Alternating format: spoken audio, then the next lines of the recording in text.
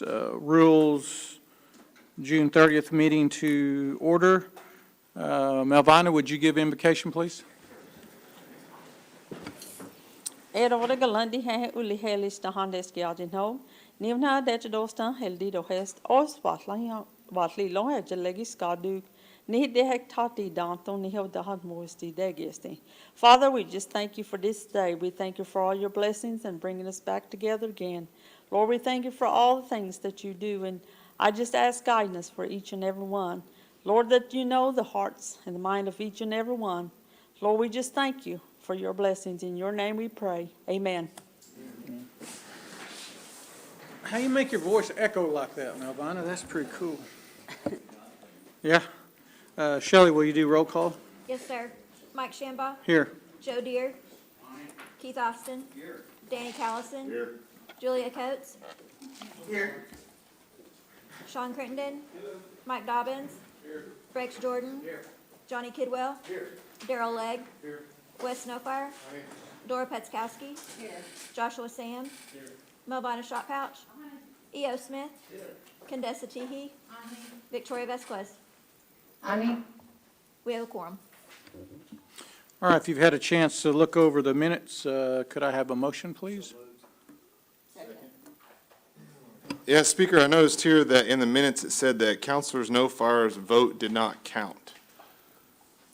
Correct. How would that procedurally been done? Because you did not you're not allowed to remote attend unless you're on Cherokee Nation business or where it's an emergency. So under our rules of procedure, I had already made roll call, I had already been called upon questions, so I was in that meeting and allowed in. So the only way that my vote would have not counted would have been this committee would have had to take a 2/3 vote, which is under the rules of procedures that we actually were changing at that time.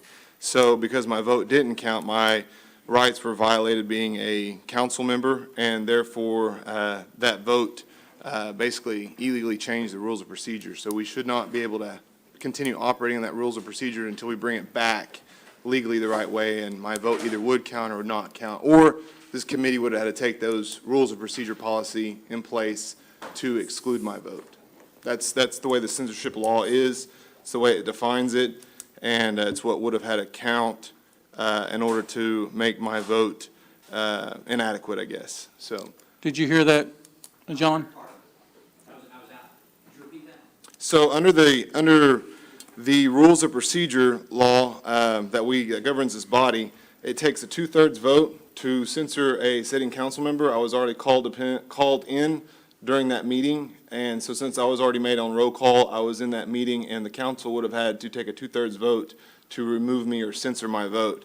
So since my vote did not count, it was this committee's body basically operating outside of rules of procedure to make that change. There was no censure. Yeah, it was. It says right here in the minutes. No, there wasn't a censure. You were just not here because you were outside of the rules. You did not conform to the rules by remote attending. That's why you were not allowed to attend. Point of That's order, why you were Speaker. What counting. was the count of the vote? It doesn't matter what the count of the vote was. Yeah, it does, because we can move on. We can move on to point of order. other business. I ask you a question, Okay. Speaker. Well, point of order. Let's back up a little bit. I have no idea what that is, and we'd have to look back at the minutes. Let's address this first. Okay. You're voting right now on the minutes, correct? Yes. Yes. That's what's before the council then. Okay. All right. We have a motion. We have a second. All in favor? Aye. All opposed? Aye. All right. Motion carries. Reports. Shannon Buell from Marshal Service.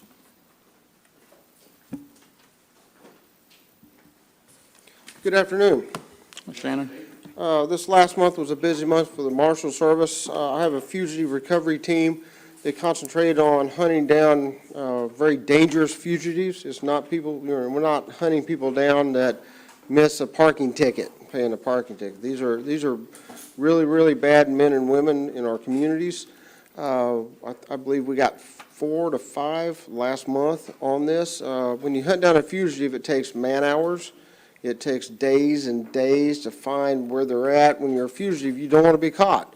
So you're not at work, you're not at a friend's house, you're not at the normal places that people would know you to be at.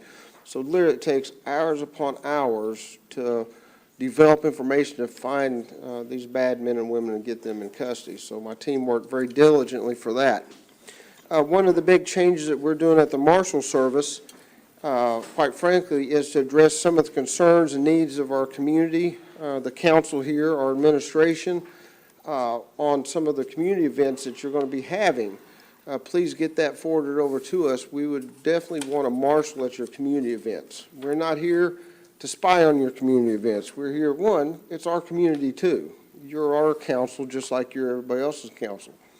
We want a marshal at those meetings, so at least you have a friendly face that's there that can do something if something crazy might happen at your community meetings. I'm not saying I can be at every one of them, but I will try to be at the ones that I'm needed to be at.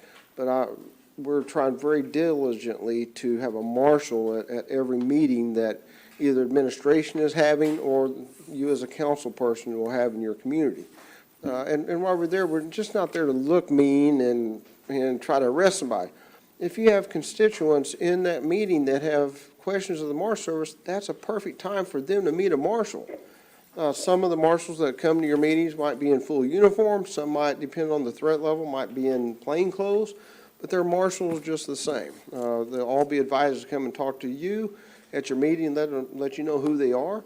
So if you have a community member who wants to talk to a marshal, has questions of marshal, that's a really good time to have them there. They can take their marshal hat off, sit down with your community members and talk about what is going on in that community member's life. So that's a huge thing that we've enacted. Part of the reason we can do that is the members of this House has given me a budget and the ability to hire more marshals. I actually have marshals and special officers over in HR now, going through their background. You know, a lot of people wonder why it takes a long time to get a marshal. Well, there's a lot of things HR has to do. I mean, it isn't like I can just pick them today and HR approve them tomorrow and then I give them a gun. It's due diligence on HR part that whoever I give that gun to is an appropriate representative of this body, administration, and of the tribe, and that to the best of our ability, looking at their background, will that person be the best candidate to carry a gun and a badge under my position? So when I come to council and say we have them in background, and sometimes you call me and ask, well, it's been a long time. I have a constituent that applied, you know, a month and a half ago, and he or she hasn't been told anything. It takes that long. We do a very extensive background. HR really wants to make sure that before I put a gun on somebody that it's the right person. I absolutely agree. I will tell you that our HR staff through the years, I've been here 21 years, I've never seen an HR staff more dedicated to the employees of the Cherokee Nation. They want to do a good job for us. They want to catch any issue that they might find before it becomes a problem. So I applaud HR for that. Other than those two big things, it's normal day-to-day operations at the Marshal Service. If you have any questions for me, I'd be more than happy to answer them. Anybody have any questions for Marshal Buell? Joe? I just got a real simple. What's our marshal count right now? Did I miss We're that? at, on the ground, we're at 46. And you're still needing a ton? Yeah, Okay. like everybody else in the tribe, we need a ton of people. Yeah. More than that. All right, that's all I had. Thanks. Anybody else? All right, Marshal, thank you for your report. Thank you. All right, next from the Office of the Attorney General, Sarah Hill.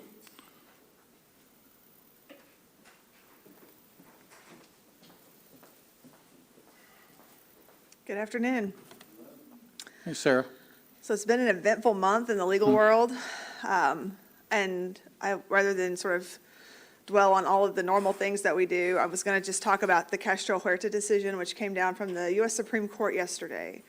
I think that, I've had conversations with a lot of you, not all of you, about that decision. This was a case we had been waiting on. It was a case that arose in the Cherokee Nation. The issue before the court was, can the state exercise jurisdiction over a non-Indian who commits a crime against an Indian? And just for background, typically in Indian country, the rules have been for, like 100 years, for a really long time, that the United States has exclusive jurisdiction over non-Indians who commit crimes against Indians in Indian country. The state has jurisdiction on crimes between non-Indians, and the tribe has jurisdiction over crimes committed by Indians. Sometimes the tribe shares its jurisdiction with the United States if people commit major crimes on the reservation, but that's been the general outline of criminal jurisdiction in Indian country, not just here in Cherokee Nation in Oklahoma, but in Indian country throughout the United States. And so this issue that was brought before the court was something that affected, or had the potential to affect everyone. The decision that came out of the Supreme Court was authored by Justice Kavanaugh. And I really, if you have a deep interest in this, I try not to give you information that you don't need, because I know there's so much on all of your minds already. But Kavanaugh's opinion was, it was terrible. It really didn't honor the foundations of federal Indian law. It overlooked and ignored the history of the tribes, the history of the treaties, and he came to the conclusion ultimately that the state shared jurisdiction with the United States for crimes committed by non-Indians against Indians in Indian country, not just here, but everywhere in the United States, and not just on the reservation, but on everywhere where there's Indian country, including tribal trust and restricted land. So it fundamentally altered the way that criminal jurisdiction is understood in Indian country. There were several quotes from the majority opinion that sort of shows that I think we can definitely see that they paid close attention to Governor Stitt and his rhetoric, at least those particulars Justice Kavanaugh did. And so there's a lot of language in there about how tribes are part of states, are part of the state's territory, really, again, totally ignoring federal Indian law and how the law has always been understood and applied by Congress, by the Supreme Court in the past. And so after you read that and you get really concerned about the job that law schools are doing, educating lawyers maybe, then go read Gorsuch's opinion on the other side. So this is the minority opinion. It doesn't have the force of law, but it expresses the viewpoint of the minority, including Justice Gorsuch, who authored the McGirt decision. And he really takes the majority to task in that and calls out what he sees as a fundamental he basically says that the opinion of the majority is wrong in its foundation. From the very beginning premise to the very end, it is simply incorrect, and he really faithfully and truthfully walks through the history of Cherokee Nation, going all the way back to Worcester v. Georgia, which was one of the very first federal Indian law cases, and of course a case that's sort of the foundation of Indian country, something that Kavanaugh sort of skates over in his opinion. Justice Gorsuch really spends a lot of time with it, and really, I can't possibly give you the defense as good as the one that Justice Gorsuch put in the minority. So if you're interested in the legal defense, how I think the opinion should have been written, then you can see Justice Gorsuch's his minority opinion in that case. As a practical matter, I think that's the questions that all of you will get, or what does this mean in Cherokee Nation? What's going to actually be different? Nothing at the Attorney General's office is any different. It doesn't affect tribal jurisdiction, so we don't have to be concerned about that. All of the cases that we have, I've been telling people, if you have a tribal court date, you better show up, because the tribe's jurisdiction is not affected by this at all. Despite the headlines, which I see all the time saying, Supreme Court limits McGirt, this really has nothing to do with McGirt. The McGirt decision was about the reservations and the boundaries and whether or not the reservations were in existence. And this decision doesn't do anything to touch that. The reservation boundaries are the same now as they were when McGirt was decided. They have the same force that they had before. So this isn't like the reservations have gone anywhere or anything has changed in regards to the reservations or their boundaries. What has changed is the jurisdiction of Oklahoma over non-Indians who commit crimes against Indians. So as a practical matter, that will mean if you have a non-Indian who steals a car from an Indian, that person can be prosecuted by the state. That person can also be prosecuted by the United States. They can be convicted twice for the same act and serve 2 sentences. In cases where you have a non-Indian who's committed a crime against an Indian and it's a VAWA crime, one of the crimes that we have special domestic violence jurisdiction over, then a person who commits that act of domestic violence could be tried and convicted by the tribe and sentenced, and by the state, and by the United States. So there are 3 sovereigns who could try and convict them, and they could serve the sentence in all 3 jurisdictions. That's a change. That's a change for the way that it normally was. So we have been, in the last, we've had a day and a half now since the decision came out. We've been communicating with people who are victims of crime. There are questions that we've had from people. Does this mean that this person's sentence that they received in state court will now stand? The answer has mostly been yes. There are several people who are sort of waiting on this decision, several cases that were waiting. So we've been communicating with the tribal victims to let them know about the decision and how it impacts the case that they're involved in. And also, we are communicating with local law enforcement. It won't change how cases are referred to us or change our work, but we will get questions, I think, from local law enforcement. Hey, we have this particular case, it would normally go to the feds. We can be sure and advise them. You can take it to the state DA like you did in the past, and that's how we'll move forward in Indian country in Oklahoma. It is a very negative decision, and I don't mean to be flip about it, but the work of the AG's office and the jurisdiction of the tribe remains unaffected, and we'll continue to do the same job that we have always done.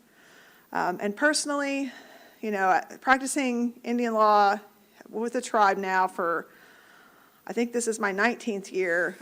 This is just sort of the nature of federal Indian law. We get good decisions, we get bad decisions, but our obligations to our citizens don't change. Our commitment to public safety doesn't change. And we'll continue to fight for what we think is justice for the Cherokee people and the Cherokee Nation. And we're not going to be deterred by this or set back by this. We don't. The Cherokee Nation has been in much worse states over our long history and faced much longer odds than we have here with Justice Kavanaugh, and I'm sure that we will continue to move forward from this point. Although it is heartbreaking to me to have to report to you this outcome when we all worked so hard to convince the justices otherwise. And the amicus brief that we filed, you can download it and read it if you want to. I still believe that it was excellent legal work, which is why all of the 5 tribes signed the singular brief. We all signed one brief because we all believed the same things and we all made the same arguments. So I feel good about the work that we did in that case, although I desperately regret the decision that we got from Justice Kavanaugh. And with that, I'll be happy to answer any questions that I can. Any questions for Sarah? Danny? Ms. Hill, this is off of this situation, but with the tribal law and the things going on, are the fines that we have comparable, or do they match the ones with the state? For example, a seatbelt ticket has been one that, had issues over. Are we planning on doing that, or do we set our own, or how do we do that? We set our own. Our fines are consistent with what the other jurisdictions charge, but they're not identical because the jurisdictions themselves are not always identical. A ticket in one city may be different than a ticket in another city, which may be different than the county. So I think ours are equivalent to, they're similar to the ones in the state, but they are not always going to be exactly the same. If there's some big glaring issue with a particular fine that's being issued, we'd be happy to look at that separately. Is that it, Councilman? Doc? General Hill, how does the highway patrol tickets, how do we handle those any differently from? We handle them the same as we handle all the others. They bring us the tickets that they write that are in our jurisdiction, and the highway patrol visit our office pretty regular and drop off the tickets that they have. So we handle them the same as we handle any others. I do get reports periodically, or concerns are raised about individual officers. They'll say, well, I got stopped and I told them I was an Indian, but they didn't give me a tribal ticket, and I'm upset about that. That has happened with individual officers at different times. But as terms of our agreement with the Highway Patrol, and we have a good relationship with them, we've been receiving tickets from the Highway Patrol, and we prosecute them. So what does that mean? The highway patrol didn't give me a tribal ticket. Is there a separate tribal ticket versus a state ticket? Yeah, they should write you a ticket which specifically says you're going to go to tribal court. Like, it'll say on there that you go to the tribal court. It should say that on there. So immediately they ask whether the driver is a tribal citizen or not? Is that? They should. Now, like I said, I can't speak to individual officers. There are officers who may not do that, but they should be asking. If they do write a ticket, and what I hear is that there are officers who will say, well, if you don't have your tribal ID on you, some people I hear say, well, they never asked me anything. They said they didn't care. They were writing me a ticket anyway. And I've had people say, well, they said if I didn't have my tribal ID on me, they were going to write it as a state ticket. You may be in a situation, if that happens, where you have to go to the state court and say, hey, I'm an Indian. You lack jurisdiction over me. This case should be dismissed. This ticket should be dismissed. And that does put the onus on the citizen. Okay. And I'm sorry, the breakdown, if it's $100 fine, what percentage that comes to the tribe then of that $100 fine? If it's the highway patrol, all of it, The tribe gets all of it? yes. So the state or the highway patrol doesn't get any benefits from writing a ticket? That's the case right now. Now, there are cities, municipalities where that's not the case, but for the county, and at least unless there's something has changed recently that I've forgotten about, then all of that should come to the tribe because it's a tribal ticket. So what's the motivation of the highway patrol to write tickets then? If it's a tribal citizen, that they derive no benefit from it, correct? Well, it's the law. I mean, the issue they're going to run into is that they give these tickets to individuals, you don't have to pay it anyway. You can simply go to the court and provide them information that you're a tribal citizen, and that case should be dismissed. So it doesn't do them any good. Now, tribal citizens, if they just go, it's not worth it to me, I'm just gonna pay the $200 because I don't care, then it would inure to their benefit under those circumstances. Okay, thank you, General. Thank you, Speaker. Danny? Ms. Hill, my understanding, when they write a ticket, they usually have to put the initials of the state law, like if it's running a red light. Is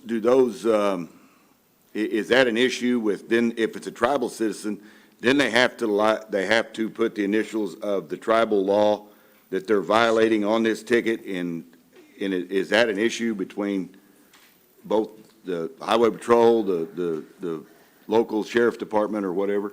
It's really, this is one of the reasons why we tried to get our tribal laws to match closely with the state laws. So if they write 21 OS section whatever, OS meaning Oklahoma statute, but they bring the ticket to us, it doesn't matter to us, because when we charge it under our own law. And often they have the exact same section number. So instead of being 21 OS section whatever, it's 21 CNCA section whatever. So they're very similar.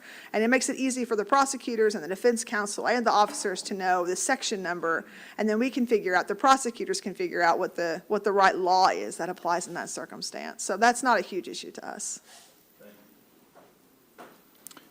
Wes?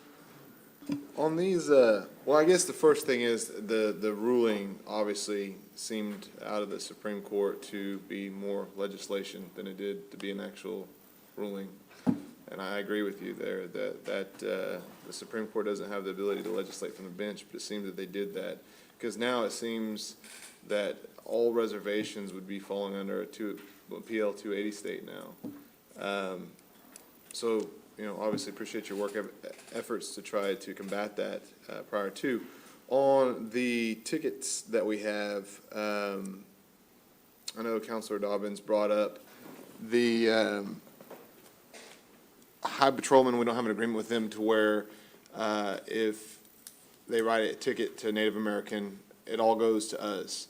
Where is that money going to after that point? I haven't looked that up on where are we having those funds dispersed back out to different departments within our own government. That would be a better question for the treasurer than for me. Okay, that's what I figured it might be. I didn't know if you knew. We just drag the money in, we don't send it back out. Gotcha. Okay, all right. I'll save that for whenever she comes next meeting. Appreciate it, Speaker. Anybody else? I will clarify, just to be absolutely clear, the Cherokee Nation still has jurisdiction over Indians who commit crimes on the reservation, and the state does not.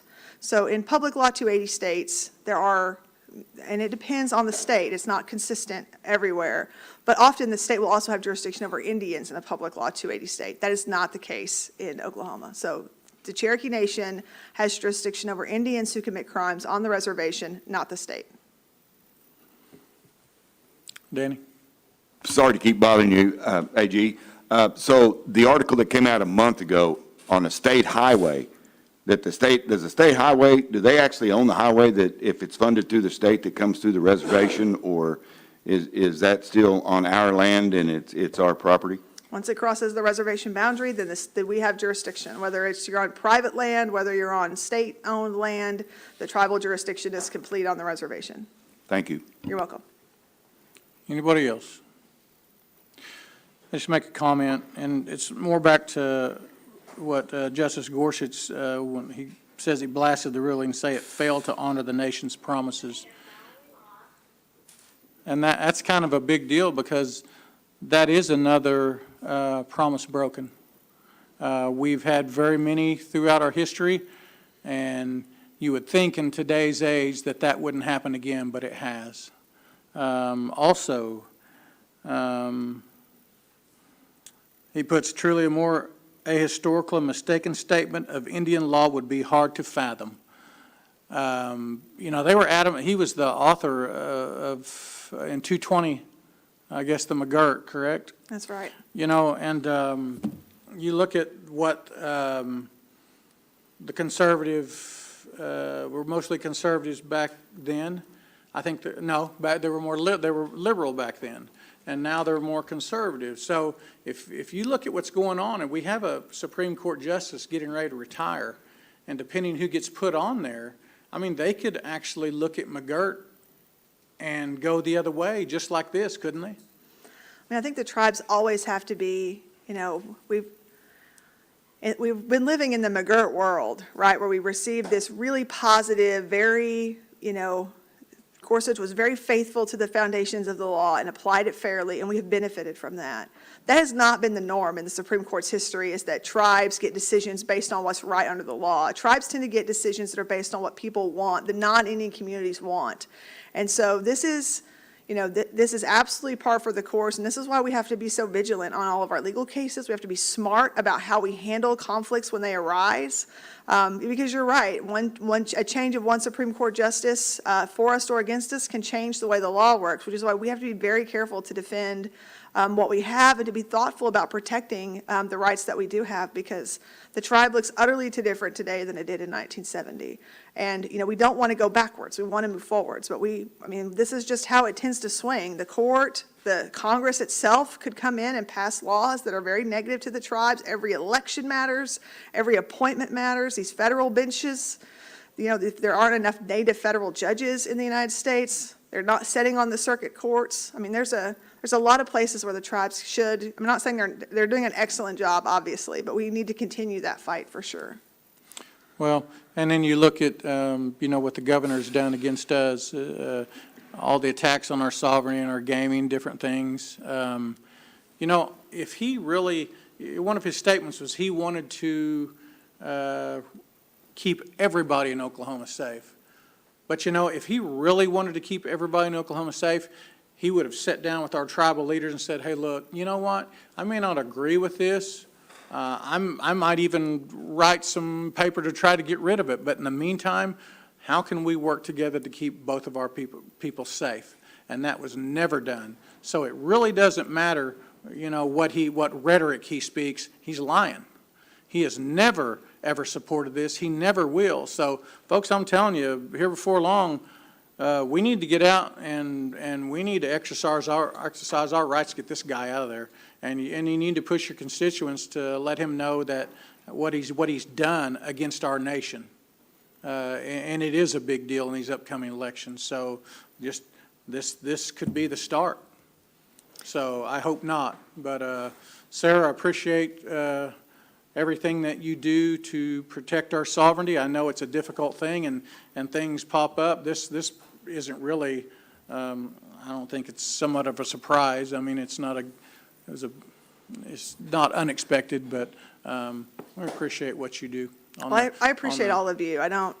It's hard to have faith as a tribal citizen sometimes that the United States will look out for the nation or that the state government will look out for the nation. You know, I put my faith in you, the elected leaders of the Cherokee Nation, to look out for us.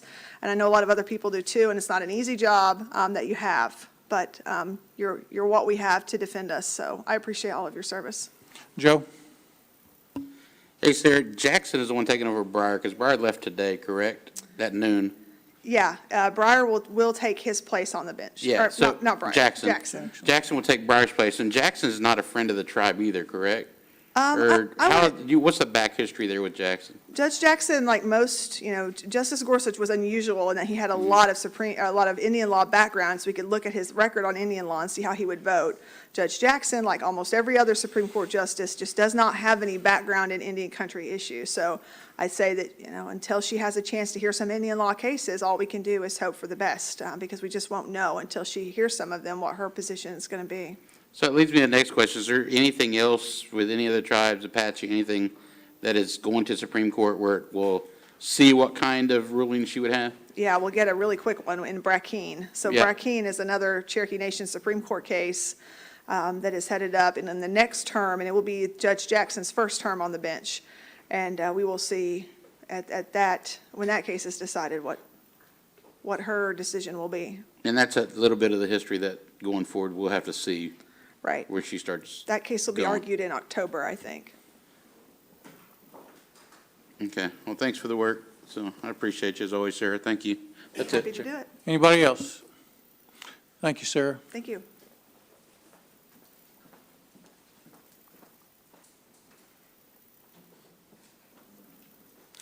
All right, from FOIA, GRA, Gwen Terrapin. Is Gwen? It's Tara Lee. Gwen is unavailable today. Myself or AG Hill would be happy to take any questions.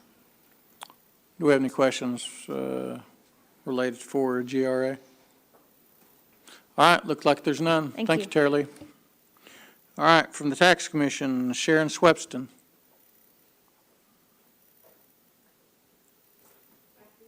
Hi, Sharon.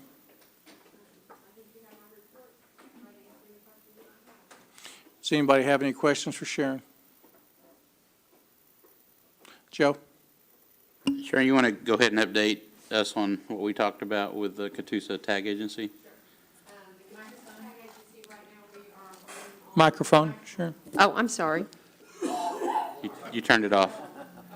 Turned it on? Now it's on. Now it's on. It showed it was on a while ago. The Catoosa Tag Agency, we are waiting on a water issue. So that is the main holdup right there is that water issue. As soon as we can get that resolved, there's just a couple of little minor things that shouldn't keep us from going ahead and moving in. So as soon as that water issue is resolved, then we should be good to go. What's the transition time going from JWCM over there? As soon as Well, that, last like a time we couple moved days? in 2 days. That's what I So- was saying, a couple of days. It And- shouldn't be as bad this time because a lot of the furniture and stuff have already been delivered there, so there will be less to move. Yeah. So it should, couple of days. And staffing wise, we're staffed up for that. We have 6, I believe, and we are interviewing for a 7th position. So yes, we are trying to get it all staffed up for that. Because I know going by JWCM, it's been pretty packed. And they did really well. I haven't heard any 252 minutes waiting till your turn, so. Right, and but- we have had a couple out here and there. One was at the Catoosa office for the COVID, but it's been very minor. I think we've had 4 or 5 total over the last 2 or 3 weeks, but we're doing pretty good with that. Yeah, and the so. facility looks great, by the way, so. All right, that's all I had. Thank you, Chair. Okay. Anybody else? Sean? Well, Sharon, there's a good-looking sign out by that building at Stillwell. I mean, it's red, says tag office. Ooh. Oh, I'm excited, and I won't grill you on everything, but it's moving along pretty It good. is moving along. Of course, due to the flooding of the building that was Mm-hmm. behind us, we had let other departments move into that building, waiting for repairs on that. The last update I had on that, they were waiting on carpeting and then the furniture, so we're looking at probably sometime in August, September before we have back access to that building. So, Boy, I can't thank you enough. It's looking good. Thank you. Thank you, Speaker. Yes, sir. Anybody else? All right, thank you, Sharon. Thank you. All right, next from Gaming Commission, Janice Purcell.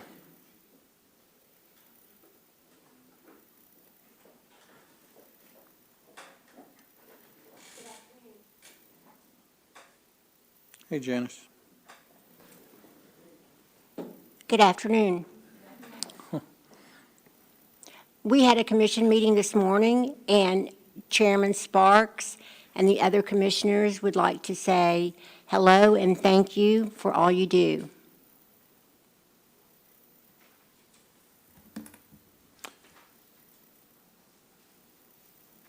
Is that it?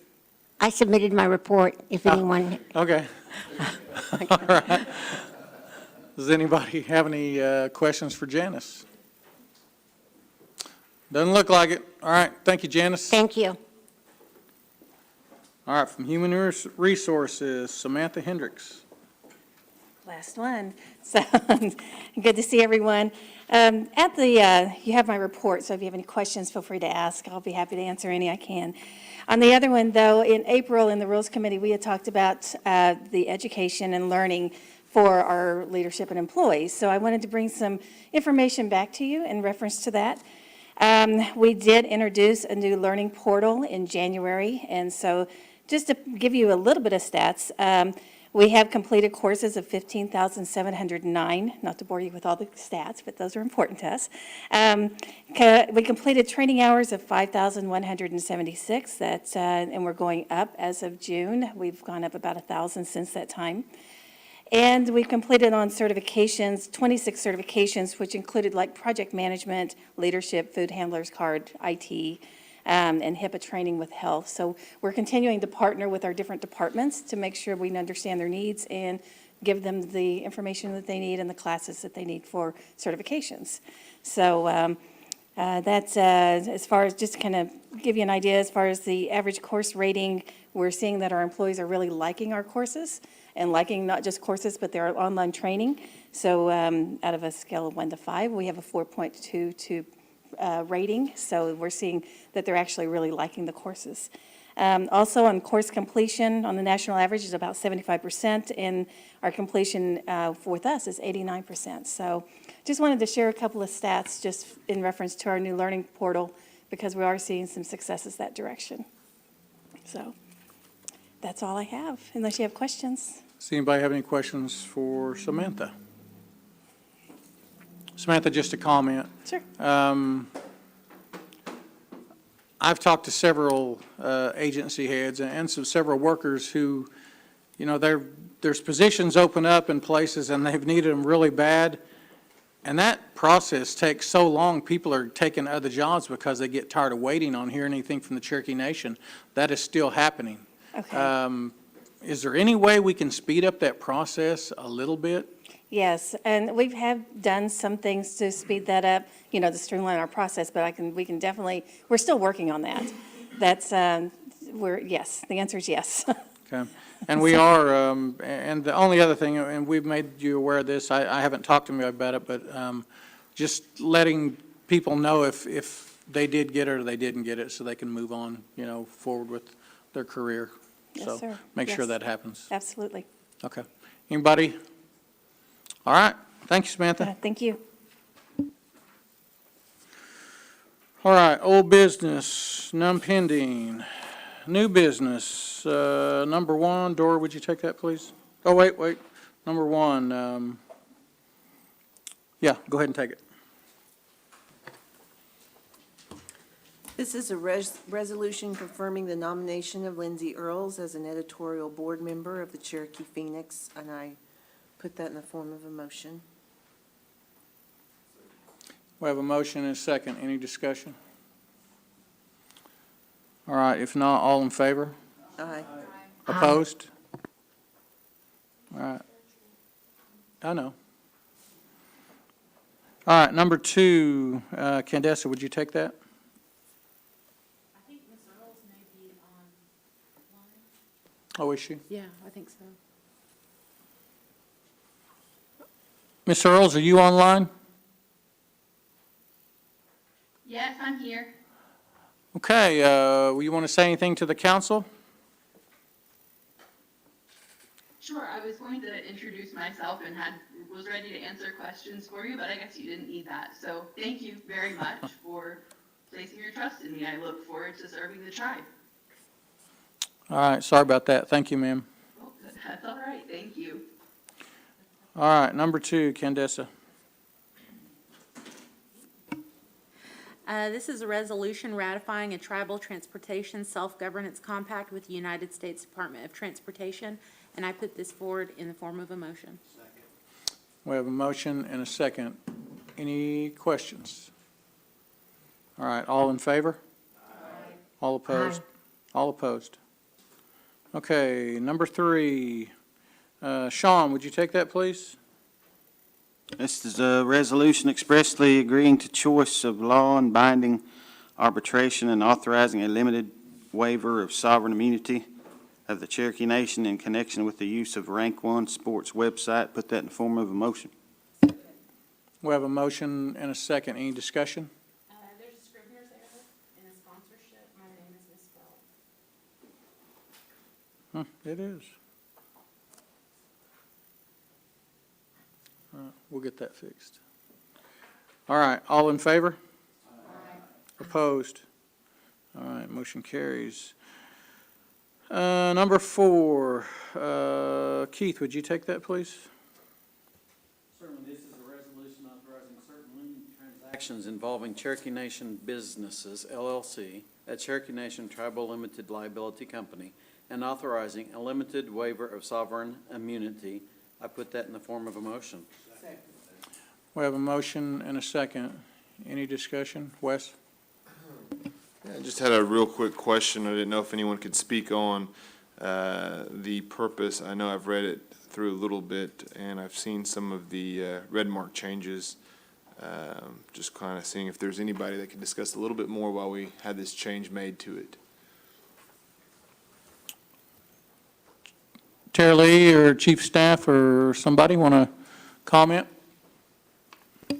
I apologize, Speaker. I was indisposed. Can I go back to which business item we're on? It is number 4. We have several that can speak up. Chief We of got Staff it. would be happy to do so.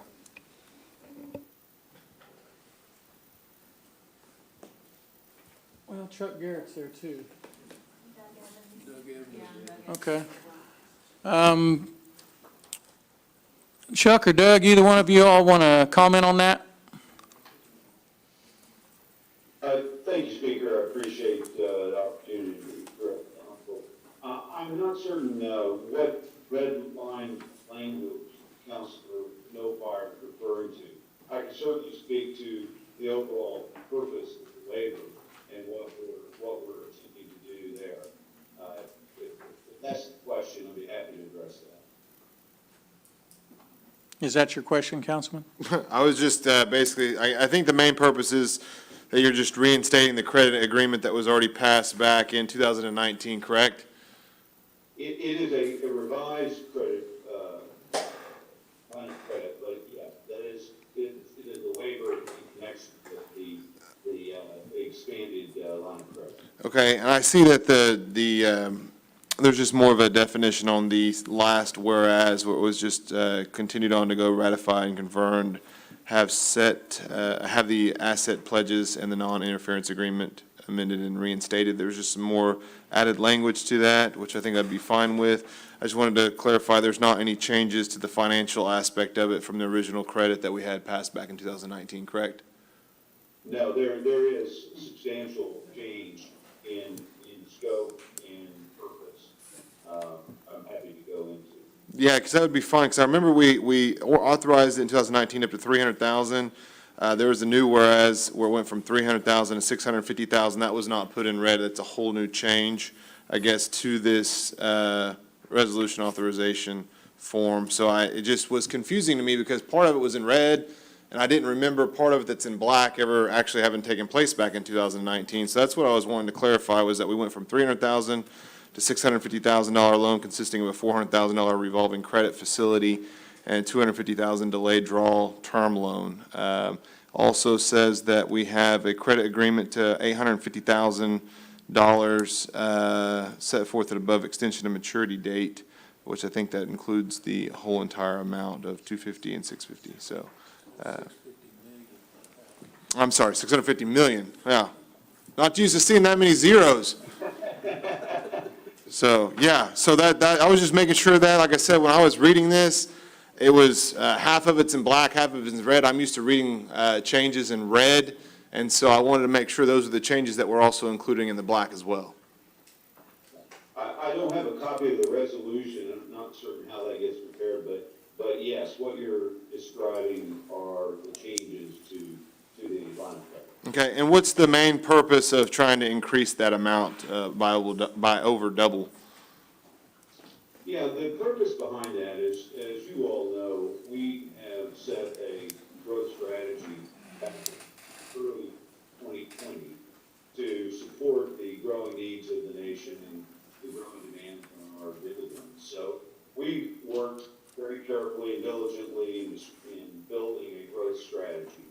And this increased line of credit is designed to support that strategy. Okay, all right, appreciate it. Just need to clarify it on record. Thank you. Thank you, Speaker. Mr. Kidwell. Thank you, Mr. Speaker. I would just like the minutes to reflect that the reason why we don't have much question and answer from the rest of the councilors is because we were all on the conference call, of which spoke directly to this, these changes. So we were prepared beforehand, but it would be nice if we could move this along. Thanks, sir.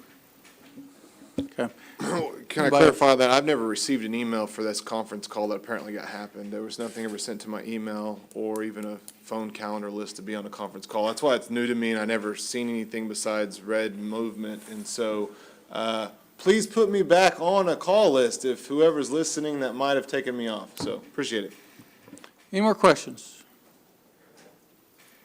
All right, we have a motion and a second. All in favor? Aye. All opposed?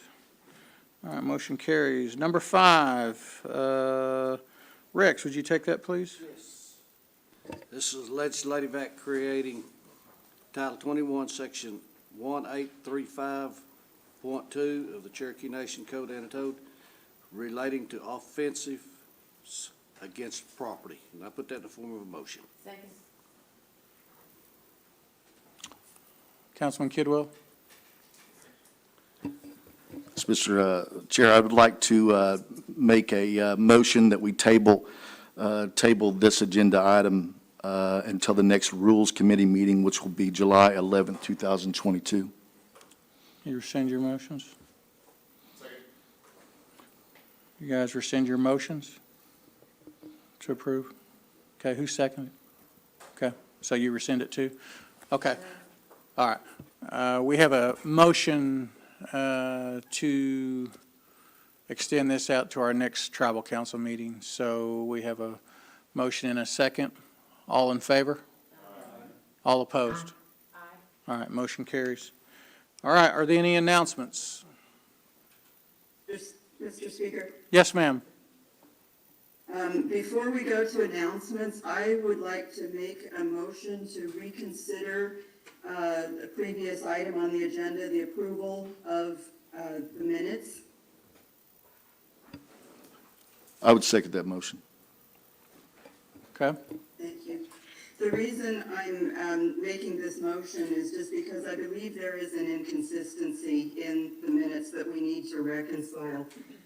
It is the determination of the speaker in this body that Councilor No Fire's attendance was not in conformity with the rules of the Cherokee Nation. And so if that is the case, then it is, it's my belief that all references to Councilor No Fire should be simply removed from the minutes. So that would include where he is noted as attending remotely under the roll call. That should be removed. And then any other references that his vote was not counted, those should also be removed. Because technically, Councilor No Fire was not in legal attendance at this meeting. That's the determination that's been made by this body.